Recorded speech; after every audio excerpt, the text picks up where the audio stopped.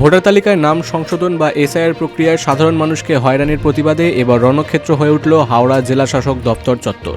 সোমবার সকালে হাওড়া সদর তৃণমূল কংগ্রেসের সভাপতি ও উত্তর হাওড়ার বিধায়ক গৌতম চৌধুরীর নেতৃত্বে জেলা শাসকের অফিসের নিচে অবস্থান বিক্ষোভ ও ধর্নায় বসেন কয়েকশো তৃণমূল কর্মী সমর্থক। এই কর্মসূচিতে অংশ নেন জেলার একাধিক তৃণমূল বিধায়কও। ধর্না মঞ্চ থেকে বিধায়ক গৌতম চৌধুরী নির্বাচন কমিশনের বিরুদ্ধে তীব্র ক্ষোভ উগরে দেন। তার অভিযোগ, খসড়া ভোটার তালিকায় বৈধ নাম থাকা সত্ত্বেও হাজার হাজার ভোটারকে অকারণে শুনানিতে ডাকা হচ্ছে।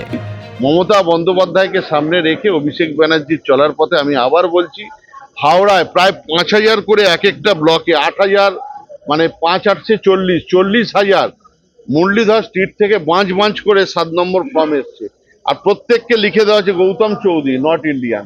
এই করে মমতা বন্দ্যোপাধ্যায়কে হেনস্থা করা হচ্ছে। বাংলার সাধারণ খেটে খাওয়া মানুষদের, শান্তিপূর্ণ মানুষের ভোটাধিকার হরণ করা হচ্ছে। এর প্রতিবাদে আজ আমরা রাস্তায় নেমেছি। আমাদের আন্দোলন চলবে।